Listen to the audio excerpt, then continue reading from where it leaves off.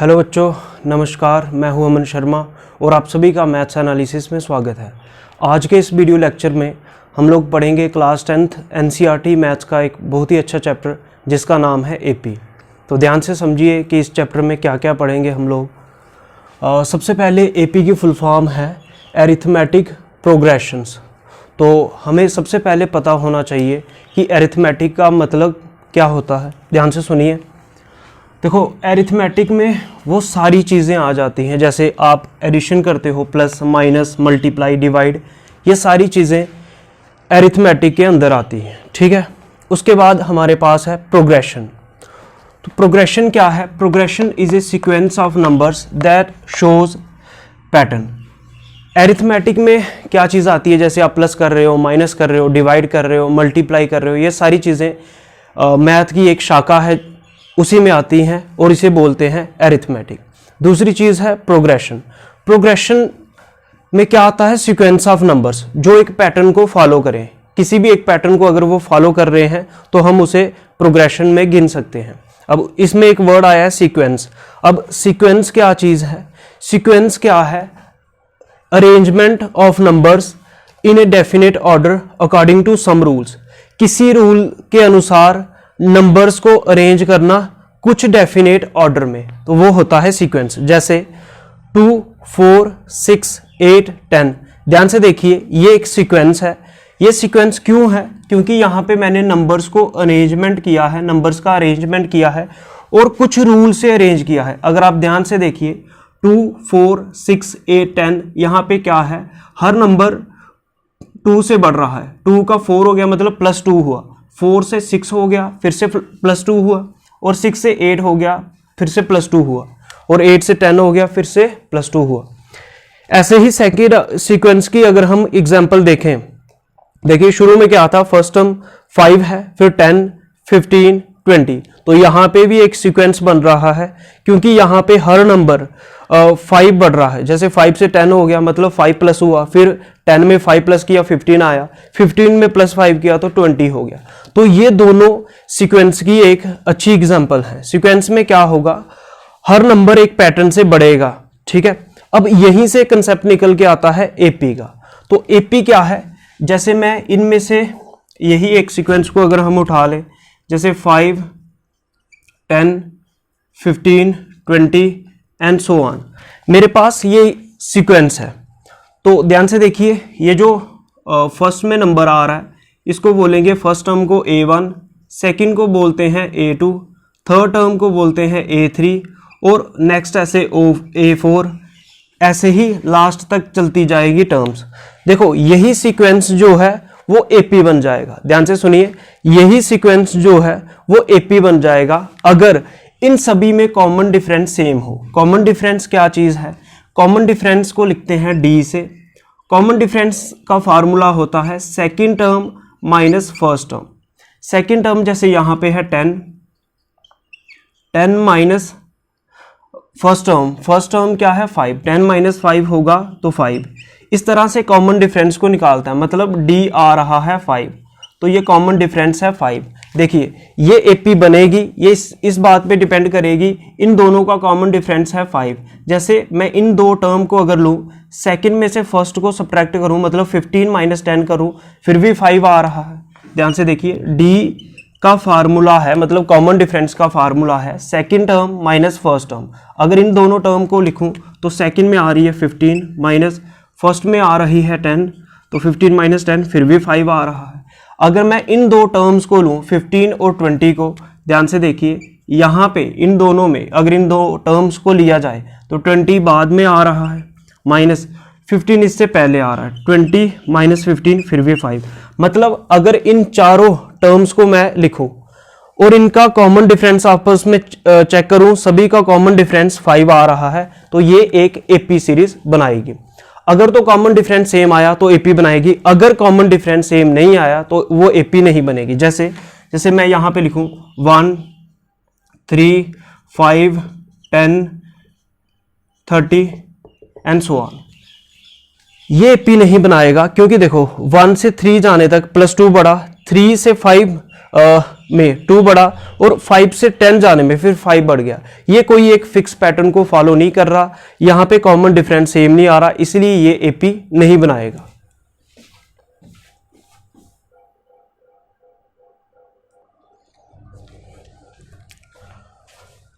तो अब एक एग्जाम्पल देखते हैं, example number 1 for the AP.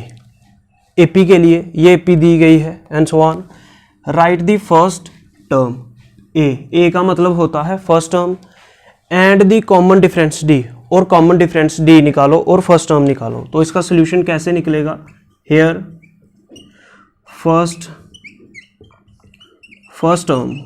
Term को आप T1 भी लिख सकते हो, A1 भी लिख सकते हो और A भी लिख सकते हो। तीनों में से कुछ भी लिखो, तीनों ही सही है। T1 का मतलब भी फर्स्ट टर्म, A1 का मतलब भी फर्स्ट टर्म और सिर्फ A का मतलब भी फर्स्ट टर्म।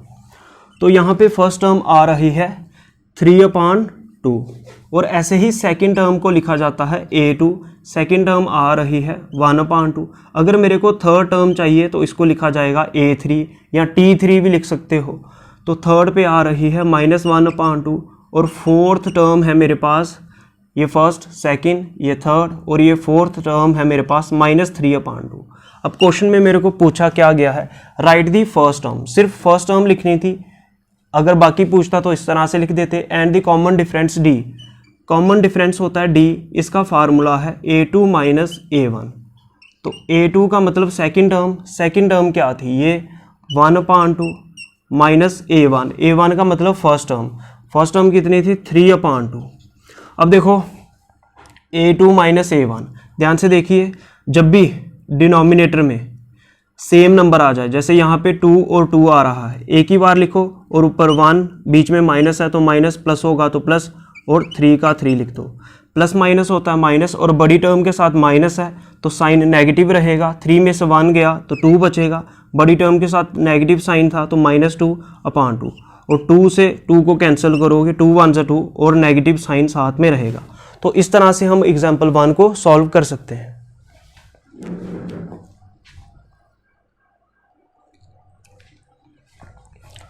अब देखेंगे एग्जाम्पल नंबर 2।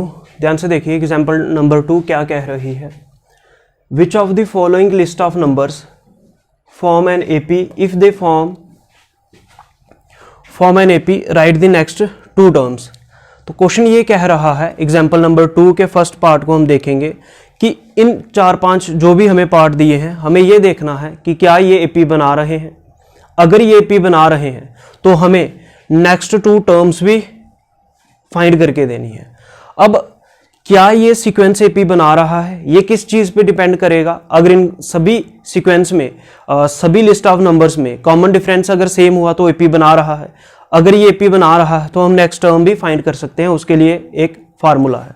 तो पहले देख लेते हैं कि क्या ये एपी बन रही है कि नहीं बन रही है। ध्यान से देखिए, हेयर A1 मतलब फर्स्ट टर्म क्या है? 4, A2 मतलब सेकेंड टर्म क्या है? 10, A3 मतलब थर्ड टर्म क्या है? 16, A4 मतलब फोर्थ टर्म क्या है? 22। अब मेरे को चेक करना है कॉमन डिफरेंस, ठीक है। अगर ये एपी बना रहा है, एपी के लिए मेरे को कॉमन डिफरेंस चेक करना पड़ता है। A2 - A1 कॉमन डिफरेंस का फार्मूला होता है second term minus first term. अब ध्यान से देखिए सेकेंड टर्म कितनी है? 10 माइनस फर्स्ट टर्म कितनी है? 4। 10 - 4 होता है 6, ठीक है। अब ऐसे ही इन दोनों में कॉमन डिफरेंस जो है वो 6 आ रहा है। ऐसे ही मैं अगर इन दोनों में कॉमन डिफरेंस देखूं तो इसमें से इसको माइनस करूंगा। जिन भी 2 टर्म्स को लो, सेकंड में से फर्स्ट को माइनस करना है। ये है थर्ड A3 माइनस ये है सेकंड टर्म A2। A3 है 16 माइनस A2 है 10। 16 - 10 आ गया 6, ठीक है। यहाँ पे भी कॉमन डिफरेंस सेम आ रहा है। अगर इन 2 टर्म्स को लिया जाए तो ये सेकंड नंबर पे आ रही है, ये फर्स्ट पे, ठीक है। मतलब इन दोनों नंबर्स में से इस नंबर को पहले लिखा जाएगा और ये फोर्थ नंबर पे आ रही है A4 माइनस A3। A4 पे आ रहा है 22 माइनस कितना? 16। अगर 22 में से 16 को सब्ट्रैक्ट किया जाए फिर से क्या बचेगा? 6 बचेगा। मतलब ये सीधी सी हमें पता चल रहा है कि यहाँ पे कॉमन डिफरेंस सेम है। अगर कॉमन डिफरेंस सेम है सभी लिस्ट ऑफ नंबर में तो ये एपी बनाएगी। तो सीधा लिख देंगे it forms an AP. Reason क्या दोगे? Because common difference is equal या सेम, कुछ भी लिख दो, वो समझ जाएगा चेकर कि यहाँ पे कॉमन डिफरेंस सेम है, इसलिए ये एपी बना रहा है। ठीक है, तो अब हम देखेंगे जब ये एपी बन गई तो एपी, अगर कोई भी सीक्वेंस एपी बन जाए तो हमें नेक्स्ट टर्म कैसे फाइंड करनी होती है। जैसे यहाँ पे A4 आ रहा है तो मेरे को अगर A5 निकालना है तो A5 को निकालना है तो इसका फार्मूला है A+4D। ठीक है, ए मतलब फर्स्ट टर्म कितना है 4 प्लस 4 इंटू डी मतलब कॉमन डिफरेंस कितना आया है 6। 4 प्लस 6 4 जा 24 प्लस 4 कितना 28। तो इस तरह से A5 निकल जाएगी। और नेक्स्ट टर्म होगी A6, मतलब 4 टर्म में तो उसने दी है, 5th मैंने निकाल ली, अब 6th निकालनी है। 6th के लिए जैसे A5 का फार्मूला A+4D, ऐसे ही A6 का फार्मूला A+5D। A का मतलब फर्स्ट टर्म है 4 प्लस 5, D का मतलब कॉमन डिफरेंस है 6। 4 प्लस 5 6 जा 30 प्लस 4 कितना 34। तो इस तरह से आप नेक्स्ट 2 टर्म्स भी एपी की फाइंड कर सकते हैं।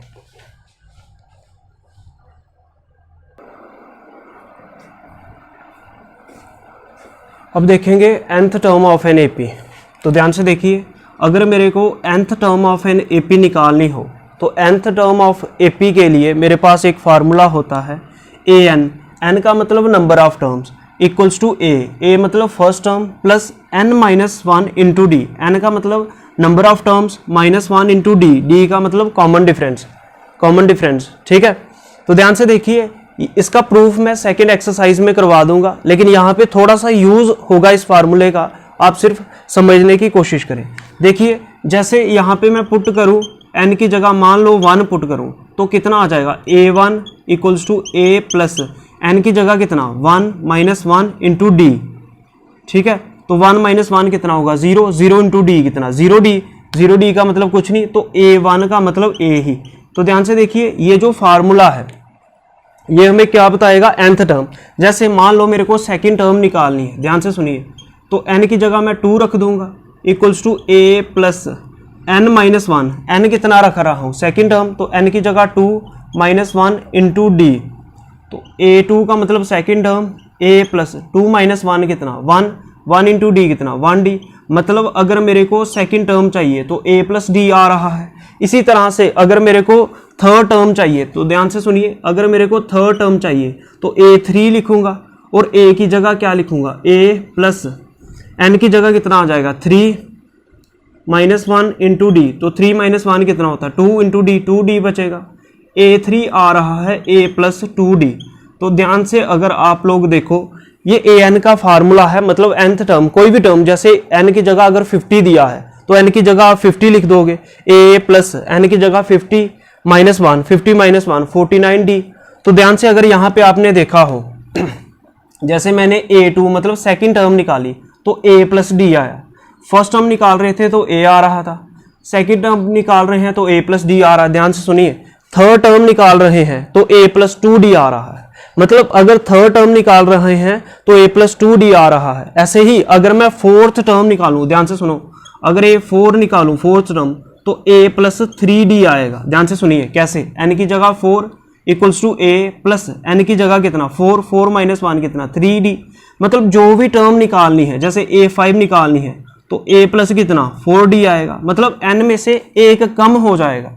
ठीक है, n अगर 5 है तो यहाँ पे d के साथ 4 आएगा। जैसे कोई भी टर्म अगर a10 निकालनी है तो a प्लस 9D आएगा।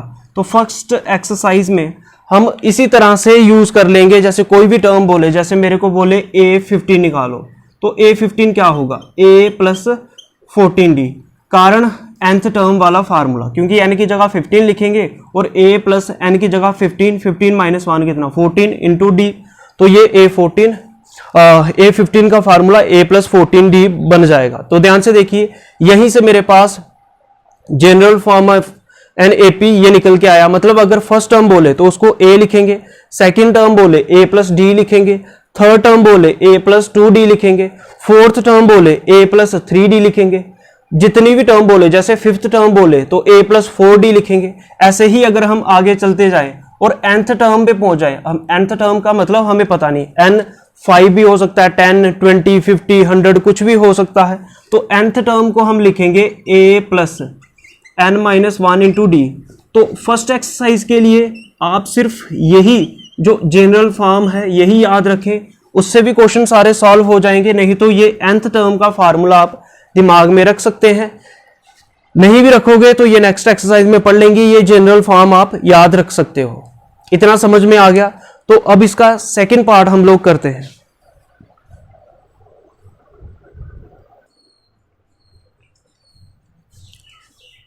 पार्ट नंबर सेकंड देखेंगे, ध्यान से सुनिए। सेकंड पार्ट क्या है मेरे पास, यहाँ पे सेकंड पार्ट में मेरे पास फर्स्ट टर्म है 1, सेकंड टर्म है -1 और थर्ड टर्म है -3 और फोर्थ टर्म है